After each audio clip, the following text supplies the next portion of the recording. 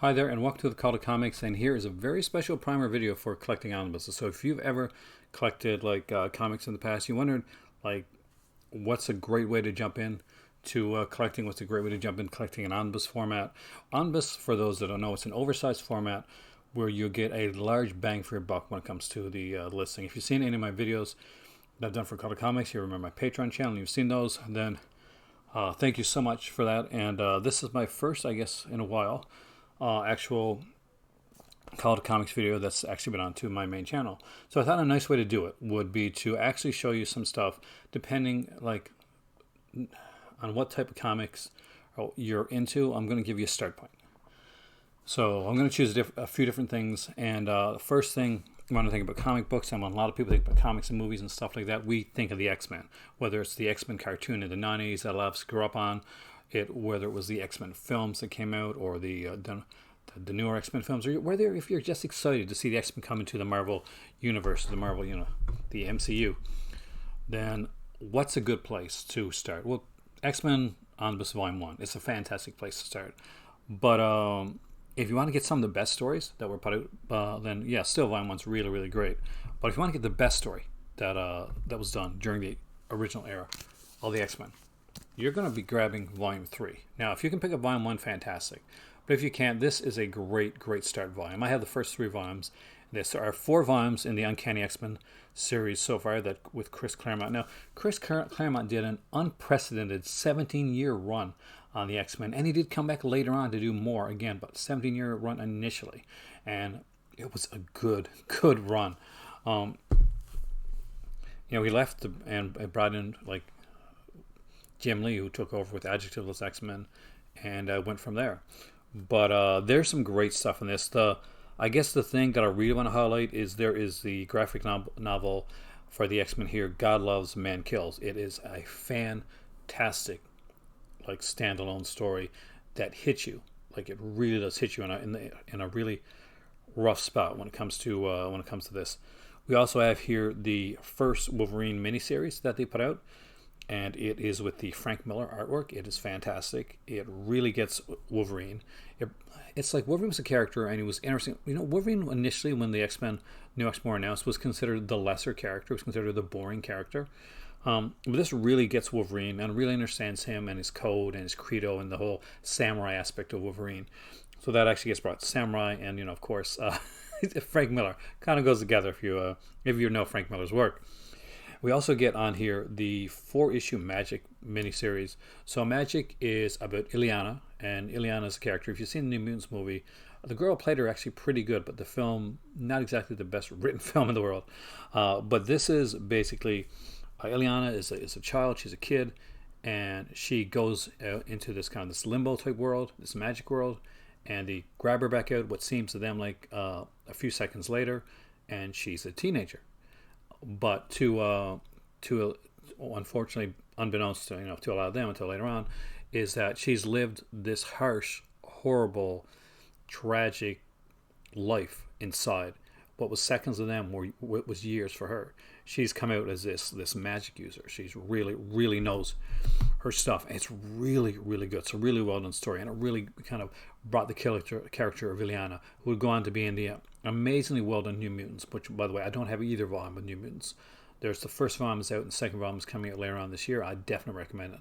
Claremont did a lot of his best writing outside the X-Men on the New Mutants, and when Bill Sienkiewicz works on the art on that, it's just it's mind-blowingly good. There are some great storylines in there, X-Men storylines as well.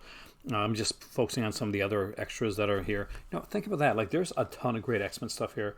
But and I will be doing an overview of this, so you will see a top-down, don't worry, version of this one here in the near future. But I want to read through this one again first. It's been a while since I read some of these issues, especially God Loves, Man Kills. I know that it hit me hard when I initially read it, and here's the artwork right there, the graphic novel for God Loves, Man Kills. Colored by Steve Olaf, written by Chris Claremont and Brett Eric Anderson. Great one. So if you've never checked this one out, I definitely recommend checking out the X-Men Volume 3. Spider-Man. Again, one of the most popular characters ever. The Spider-Man movie, one of, the biggest um, grossing movie outside of I guess since the whole the craziness of the world hit. And where do you start with Spider-Man? Well, I guess you could start with Spider-Man Volume 1 with Stan Lee and of course Steve Ditko. I however think Spider-Man Volume 2 is a better choice if you're going to start, because John Romita comes in. I think John Romita really captures like something that was missing during Ditko's run. Ditko's amazing on Spider-Man, but when it came to doing Spider-Man right, and not using a lot of the main characters. So if the one I'm going to show you is not many Green Goblin or any of that type of stuff in here, but there will be a Goblin of sorts.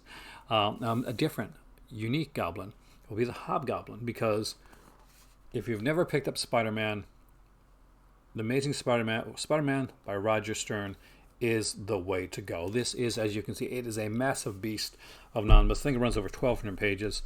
Vulture gets really focused on in a couple of storylines here, and well done. But what's really, really great in this one here is, of course, the kid who collected Spider-Man. Trust me, if you're even a little bit of a soft job, you got a heart, man. You may notice that some dust gets in your eyes during reading The Kid Who Collects Spider-Man. There is an amazing storyline that just shows how good and how determined of a person that Spider-Man is, with the Juggernaut storyline. But of course, what's most famous for this one here are a couple of things. One is the introduction of Monica Rambeau as Captain Marvel, and of course she is in the Scarlet Witch and Vision said what's it called again? WandaVision series. But this is the introduction of the Hobgoblin. This is the mystery of the Hobgoblin, and it's woven all throughout here. There's not just issues of Amazing Spider-Man, but for a change, we get all the written issues of Roger Stern on Spectacular Spider-Man. So Spectacular Spider-Man was considered the secondary title, as opposed to all the big stuff happened in Amazing Spider-Man. Spectacular Spider-Man would have the secondary stories, more character-driven stories, but they weren't allowed to change anything really big in the Spider-Man universe. That had to happen in Amazing Spider-Man, and something that happened big in Amazing Spider-Man, Spectacular Spider-Man would have to follow suit. That being said, I preferred Spectacular Spider-Man, especially when Roger Stern was writing it, over the Amazing Spider-Man at the time, because I just thought that the background characters, the backup characters when he's doing his college years, were so extremely well done, and I really, really liked him a lot more than I liked because he wasn't working at the Bugle at the time. I don't think he was working at another Daily Globe, maybe I think it was at another place. But it really, really well done, extremely good, and it goes right up to the alien costume, so you get to see him in the black costume for the first time. And I remember collecting these as a kid, and if you've never collected them before, then 1,000,000% check this out. All right. So you've got Spider-Man, you've got the Uncanny XMen. What's another character? A fairly well-known character, but maybe he doesn't have movies. Maybe he's a character that you may not be aware of when it comes to the writing aspect of him as much. Well, there are 4 volumes of this, but 4th volume's coming out later on this year. And I really suggest getting all 4. I have volume 2 and volume 3. I need to get volume 1 again. It's out of print. It's coming back in, I think, in print soon. And volume 4 I've got pre-ordered. But Peter David is one of the penultimate artists and writers when it comes to comics, especially when it comes to certain characters. He's known for his run on The Incredible Hulk. We had some great artists on here as well. Todd McFarlane, Dale McEwen, so many amazing, Gary Frank, Liam Sharp, worked on here, and the late great George Press as well. But we get some great stuff in this volume. Not only do we get the infamous tearjerker episode where a long-running cast member passes away, but we also get the wedding issue, and we get Future Imperfect, where the greatest of the Incredible Hulk villains is introduced in the Maestro. The Maestro, a possible future version of the Incredible Hulk that is clever and cruel and fascinating. So there's a 2-issue Future Imperfect that's in here, and oh man, is it good? We also get the Tales to Astonish, the painted one on here as well. I'm just trying to see the feature print. I know it's here. Oh, there it is. Yes, it's right there. And this is some of the best stuff because Peter David was able to like do these like incredibly complex, kind of cool, unique storylines, but with a different type of irreverent style humor to the story. So you'd have these like big issues that would like you'd have big stakes, but you wouldn't lose the humor and the quirkiness of Peter David's work. And Peter David had a ton of that. Peter David's Incredible Hulk was amazing, and I'm gonna spoiler alert. This is not the only time Peter David's name is going to be on this list for your collecting purposes.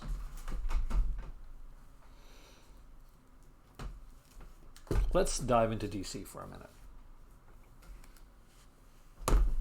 Although the movie did not go that well, there is a character that pretty much you think DC or you think Batman, you're thinking Superman. Those are the big guys. You got the movies out there; they're popular. You've seen all those cool Batman films. You've seen all the Superman films.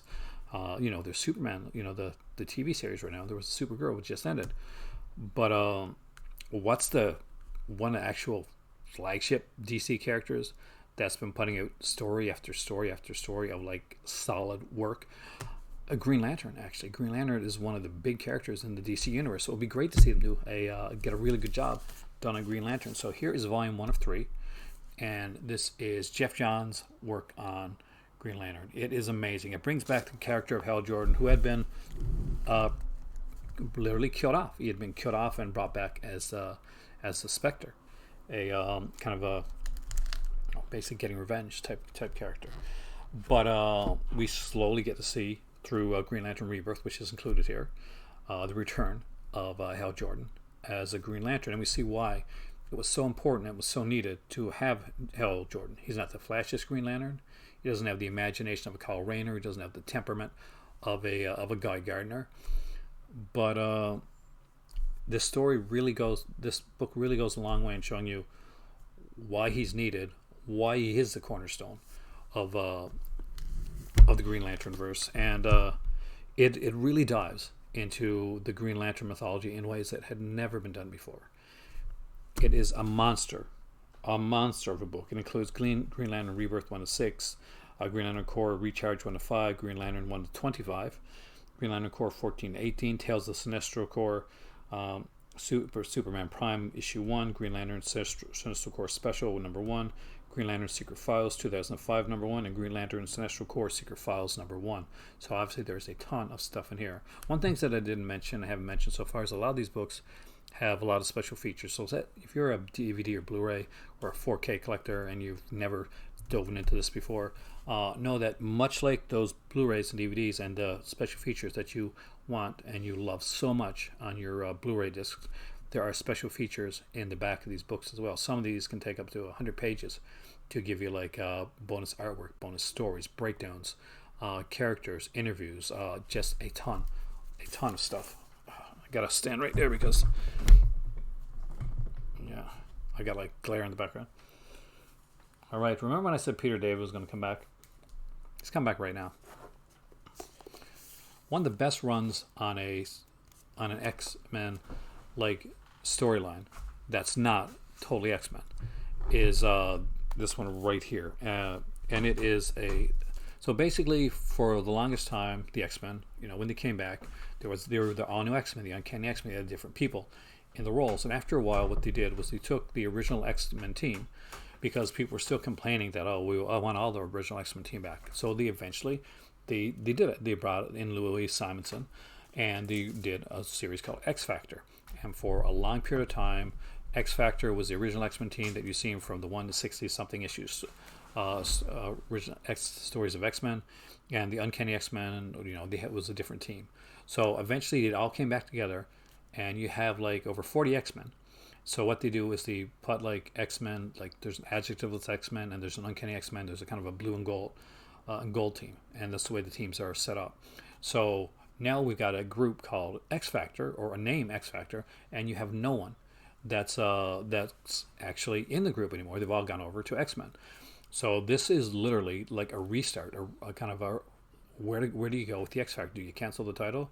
Do you do something completely different with it? Well, they decided to to get Peter David and let him run wild and do his unique take on the X-Men. Oh my God, is it good?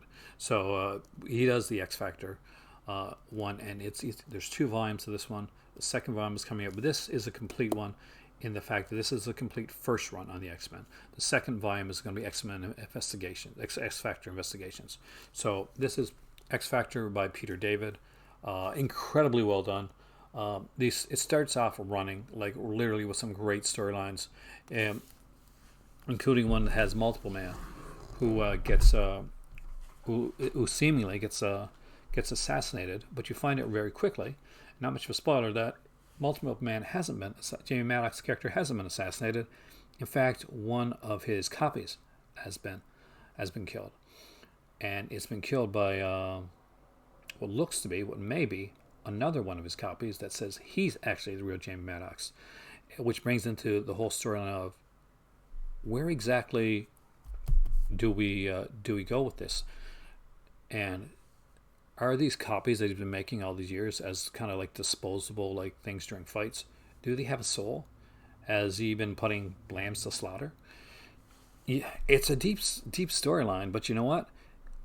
As always, Peter David does this with his humor and uniqueness that even in the darkest or the most kind of deeper philosophical stories, you find yourself laughing a heck of a lot. And there are some laugh out loud moments in this book. It is a fantastic book. It runs from X-Men, XFactor number 55, and then it goes right up to X-Men 70 to 92, which is initial first run on XFactor. We get XFactor Annual 7 and 8, and we get the crossover storyline because he was writing, as I told you just a while ago, the Incredible Hulk. So 390 and 392.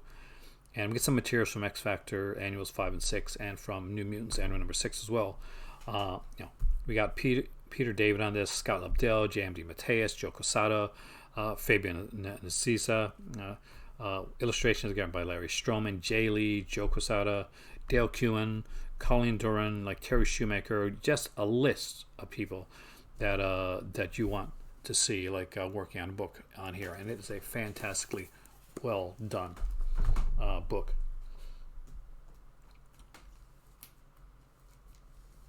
And let's go modern. Let's just say you were like, I like the X-Men, I like the books, but I like Spider-Man, I like myself. But I'm looking at the MCU now. I'm looking at the more modern stuff. Maybe you're reading this, or you're reading this. So there you go. Maybe you're watching this and you're a younger viewer, or I don't want to say younger. I mean like you're basically. You're in your 20s. You're all younger than me, or you're someone that's like that's just getting into this here, and you're like, I would, that's cool. You got all those older, cool books, but do you have anything that kind of newer, something that might speak to more of a modern generation of comic readers? Actually, I do, and I had to choose between them, but I decided to go with SpiderGwen. So if you watched Into the Spider-Verse, which was an amazing animated film, and probably, for my money, I haven't seen the new Spider-Man movie yet, so at this point, it was the best Spider-Man film that I'd ever seen. Spider-Gwen is a really, really good story. This is basically an alternate Earth. It is Earth 65, and in this one, Gwen Stacy is the one that is bitten by the radioactive spider. Peter Parker, unfortunately, tried to be a hero, tried to be like her, and instead became the villain, and he was the person that gets killed. And where she learns, with great power comes great responsibility. But she also is her character of Spider-Gwen is tied up in the murder of Peter Parker. So some people think that she's a villain, and just like in the regular Spider-Man verse, Captain Stacy, he's still in the police station, a police force, and he is chasing. He's chasing Spider-Gwen. She's called Spider-Girl in here, and he finds out very early on, very quickly, that his daughter is the titular Spider-Girl, and she's not ready to handle it. She works she's a drummer in a band called the Mary Janes. Yep, with, of course, who as the lead singer. Yeah, Mary Jane Watson herself. And it's a very unique universe. What's really, really good about this is the use of character of Matt Murdock, the Daredevil, in this. And Imagine if the Daredevil wasn't like fighting Kingpin. Imagine if the Daredevil was working with Kingpin. So we go down that route. Matt Murdock is one of the sleaziest, slimiest, most despicable villains that you're going to see in a comic book. And oh my god, he is so much fun to watch. Think of David Tennant's The Purple Man in Jessica Jones, season 1. Well, that's kind of what you're going to get here. Not that he's like controlling people's minds or anything, but just in the way that he just oozes the sliminess that you would expect a liar as a villain to have. And artwork wise on here, it is stunning. I want to see if I can open up a page just to show you guys.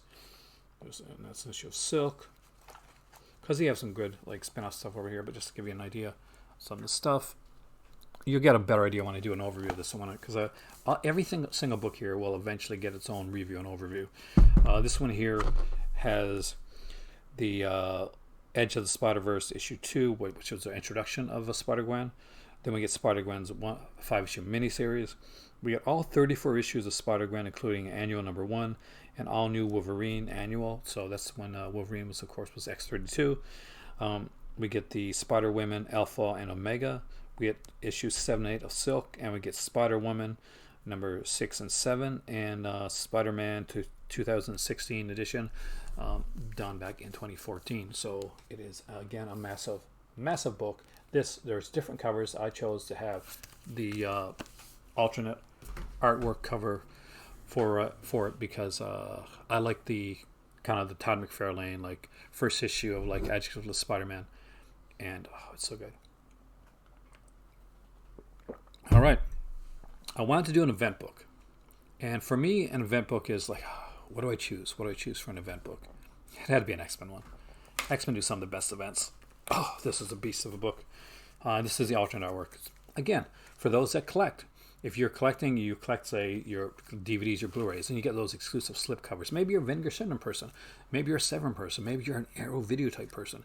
And you're collecting, you're getting all these like cool like slip cover editions and like this. So with omnibuses, there is what we call the direct market edition and the standard version.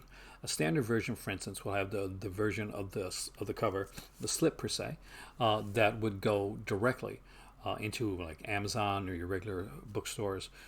But there's also a direct market version that's like for online stores, for comic shops, that has unique and different artwork for it. So a lot of the stuff that you've seen me show off here is actually artwork from like not all of them, but my X-Men Volume 3, the very first one I showed you. That's actually like limited edition artwork done only for the direct market. It makes it's a highly collectible thing, and it's just a little neat thing when you're collecting these here. Whether you go for like you know, if you got a comic shop nearby, you can actually grab some of them with their original slips. And the cool thing is, until they go to print, they're usually like stick with a fairly decent price point, even lower than price point. If you go and see places like In Stock Trades, Organic Price Books, both the places like that will actually, you'll be able to hook you up with a decent price for the books, and also some great different alternate artworks as well. The Spider-Man that I got, the Roger Stern, was got at a local comic shop. Well, not local now, but local to where I used to live in St. John's when I was visiting my mom. And and that is the alternate artwork. That artwork is very specifically special to me because I was in the hospital when I was young, and quite often actually I'm epileptic, and my grandfather, who's passed on now, used to come in, and he would bring me in comics. So one of the comics that he brought me in was that issue of Spider-Man that is listed on the cover of the Roger Stern. I remember getting it. I remember getting that issue. It's the Lefty Donovan issue. I remember that there was like a tattoo in the middle of it, and I was so fascinated and in love with that issue. So when they did the Roger Stern Spider-Man and they showed, okay, there's one with him, like here he is fighting the Hobgoblin. It was like, just to me, it was a generic picture. It was cool. It was interesting. But then they showed one with like the Lefty Donovan, one with the Hobgoblin mask coming out of the water, and I'm like, that's my childhood. That's the one I need. And my mom actually found it for me, got it for me for Christmas this year. It was her birthday on the 7th, which was yesterday. So happy belated birthday to my mom. I said to her on her birthday, don't worry, but I did not do a live video on her birthday. So this is my mom's birthday. So mom, hope you have, when you're watching this, hope that you had a fantastic birthday and you deserve it. You're awesome. Love you. All right, let's say you're a parent and you think these are really cool. I want to get my kids into this, but you know what? I remember when I was a kid, and there was like this. We had the classic reading. We had like all the classic novels, the stories. We had like the Sherlock Holmes. We had actual books, and none of them had pictures or anything like that. How do I get my kids to read any of that stuff? How do I get my kids to read the classics? Well, back in my day, when dinosaurs roamed the earth, we had this. And this was a sneaky way to got me reading. Actually, got me to search out the books. So if you're a parent there and you're watching this, Marvel Classic Comics. Oh my God, this is so well done. They usually ran, I think it was like 50 to 64 pages per issue. You got on here, just to go over it, because I'll quickly go over this. We got Last of the Mohegans, War of the Worlds, Treasure Island, Ivanhoe, The Count of Monte Cristo, The Odyssey, Robinson Crusoe, Frankenstein, Master of the World, Food of the Gods, Moonstone, She, The Invisible Man, The Iliad, Kidnapped, The Pit and the Pendulum, and other stories by Edgar Allan Poe, Prisoner of Zenda, The Arabian Nights, First Men on the Moon, White Fang, Prince and the Pauper, Robin Hood, Alice in Wonderland, and it ends off with a version of the classic Dickens Christmas Carol. What better idea than this? And you know what? Something I'm forgetting to show you guys, because in a lot of these books here, do you know what you do get? Extra artwork. So remember when you're like flipping over your DVD, your Blu-ray covers, and you're like, oh man, look, reversible artwork. I love that. So this, for instance, this is the cover of the book. Right here. This is its slip. Though on the inside, we also have unique artwork as well. And it's wraparound. Gorgeous artwork. There's some really great artists in here, by the way. Each one of these stories has a small one-page biography about the author of the story, which I definitely recommend checking out. And if you are a parent and you have yet to introduce your kids to Marvel Classic Comics, I'm going to say right now, don't wait on that. It's a must. It's a great way to introduce kids to classic stories that may bypass them, whether it's something that they're just not interested in, you don't think it's quite as cool, but it's a great way to do it. Speaking of classic stuff, let's go back to the classic era comics, the Golden Age, back when my grandparents would be reading the comics, and I decided I was going to go with one. I was always going with my Marvel, so I'm one. My Marvel because the original Marvel comics, but I decided to go with the Golden Age of Captain America. If anybody ever looks at you and says, "I can't believe that this comic or comic book or comic movie or whatever is political," comics were political back in the day. It literally is an issue of this where Captain America punches Hitler in the face. So those people don't read comics. That's your and you move quickly away from that conversation. But this is a really great one. And the thing is, what's really cool about this is that these early books did not just have Captain America in them. So you'd have Captain America, but then you have other characters as well. So some books will go in, like say the Doctor Strange, for instance, that's coming out. Came out in January. It's coming out very soon. They reprinted just the Doctor Strange portion of that story. I think the Shield portion got its own book. But this Captain America Comics edition has the extra storylines in here as well. So basically, if you got a Captain America one and there's Tuck the Cave Boy story, that Tuck Cave Boy story is included in here. If there's like another character down here, if there's like a written story, if there's like kind of cool different like Sentinels of Liberty, like secret club news for the back in the day, then that'll be in here as well. It's the complete issues of Captain America are all in here, and they're all amazingly done. They look like horror films. They look like EC horror comics. They're so incredibly well done, well crafted. And I chose that version to do for a reason. I chose that Golden Age one for a very specific reason, because I wanted to give you an Heir of Cap to check out. Now, my favorite Heir of Captain America is probably Steve Englehart. I love the Captain War idea where he goes and becomes nomad for a short period of time. But one of the most interesting heirs of Captain America is the Mad Bomb era. So for those that don't read comics or have never read or not really into comics that much, you're still watching this video, by the way, Juan, thank you so much. I appreciate you, and the fact that you came in and you're watching this video means a lot to me. It says a lot to me that you, even though this may not be your jam totally, that you're in watching this video. Thank you so much. Leave a comment down below. I love that fact, and I will definitely share it with people that I know are watching these videos.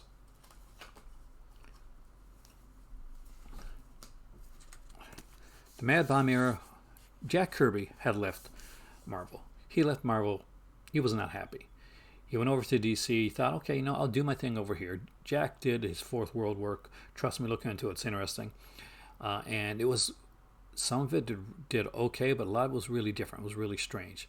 It was a bit challenging, and I like it actually. I like the Fourth World stuff. I like the challenge of Kirby's work over in DC. But when he came back, he got to write, edit, and draw Captain America. He was going to do Captain America in his way, the Kirby style, and it was polarizing.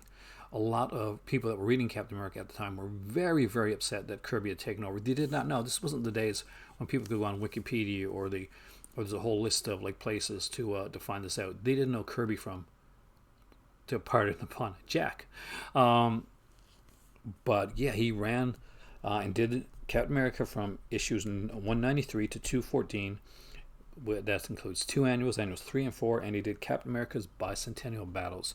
It's a very interesting era of Captain America, and one of the neat things about these early, like these Silver Age issues of of a comic, like an omnibus done by Marvel, which unfortunately DC doesn't do, and it's a shame that they don't do it, is Marvel includes the letters pages. So you get a really good feel of how people are really feeling at the time in that era about those comics. And a lot of people were very upset about the Captain America comic, and the way that Jack Kirby was writing and drawing it. It also gives you an idea of like what's going on editorially behind the scenes. So obviously there were people that actually liked the Jack Kirby era of Captain America too, but there were people in the editorial staff that were not fans of Jack Kirby, so they would try to get a proportionate amount of negative letters that would slip right into and publish into the letters pages. They couldn't edit the book, they couldn't change the storylines, they couldn't do any of the artwork, but what they could do is take a swipe at Jack Kirby through the letters pages, and by making sure that a large proportion of the letters were very negative. That does happen in this one here, Captain America: The Mad Bomb Era. So basically, it's just called Captain America Jack Kirby. It's a fairly thin on, but it's a fairly quick read. A very good one. Great artwork because it's Jack Kirby, man. Jack Kirby is one of those guys that when you first see his art, you're not quite sure, what's the big deal. And then as you kind of dive into it a bit more, you realize how cinematic and how bold and like kind of innovative it is. And it is fantastic. It is great artwork. This is a very cool storyline. It's the Captain America Falcon era of this, and I definitely recommend this one here. And trust me, read the letters pages. And last but not least, I thought another good thing to do was give you a one and done, a storyline, an omnibus you could pick up, go through it, have a really good time, read it, and once you're finished it, you have nothing else in that era to collect if you don't want to. It's a complete story. You're good. And that is this one right here. So, and it's usually a fairly inexpensive one to buy too. It is the Planetary Omnibus by Warren Ellis and John Cassidy. So this is the complete Planetary story. It runs 27 issues, plus it has the crossovers with Planetary Batman crossover, the Planetary JLA crossover, and the Planetary Authority crossover.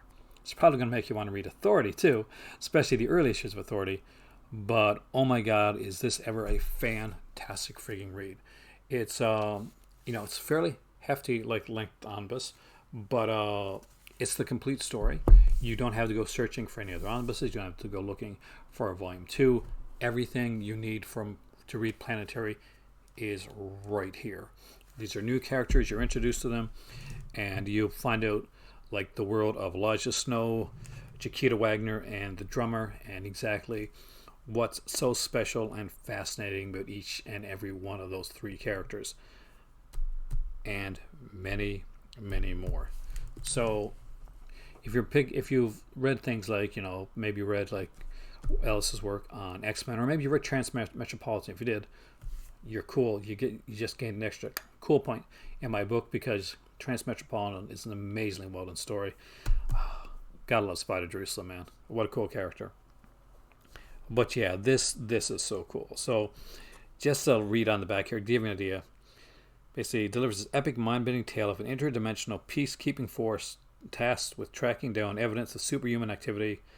These mystery archaeologists uncover unknown paranormal secrets and histories, such as a World War II supercomputer and a lost island of dying monsters, and so much more. It is such a good story, and it is such an amazing read with fantastic artwork. You will be transfixed from the very first issue. It's hard to put down. The only negative I have to say is don't start reading an issue this late at night, because you may spend your entire night up reading until you literally pass out. I did. Anywho, I am Aaron. If you are here at right now, which is the 36-minute mark of this one here, and maybe this is not something that you've been into before, maybe you're not like a total comic person, maybe hopefully I've intrigued you to look at some of this stuff. So maybe you've been collecting for a while. You've gotten a lot of like movies and DVDs and Blu-rays, and they got cool slipcovers and cool editions, and you wondered, what's this whole thing about? What's the addictiveness to collecting some of these here? Well, alternate artwork, all like slipcovers, like artwork, secret artwork inside the slips, tons of bonus features and extra issues, and just an amazing array of collecting ability that you don't get anywhere else. The Omnibus is, for me, the premium when it comes to it. Now, there's like another, the DC calls an absolute. We'll get into that in a future video. But this is, for me, like a premium way to collect characters that you truly, really love and adore, and to get some great stories. So, like, not have like I got a lot of like trades in upstairs, and they can have 6 issues. Some of them I'm lucky to get 10 or 12, but very rarely is that trade getting me like the complete story, or give me a complete idea of the universe that these characters are in. I can tell you right now, this here gives me a great idea of the universe that these characters are in, and it is utterly fascinating. It's fascinating to read. It's very collectible. These things go to print sometimes before they come out, and it can be 5 to 10 years at times before volumes will get reprinted, if they ever get reprinted again. I'm looking at you, the Spider-Man Clone Saga. I fear that unless I really look into it, I'm never going to find those omnibuses anywhere in the wild. I am Aaron. This has been the Call to Comics. Thank you so much for joining me. And as always, right here in the Call to Comics, there is always another story. There is always another character. There is always another adventure. And I hope that you'll join me here on mine. And I'll see you next time.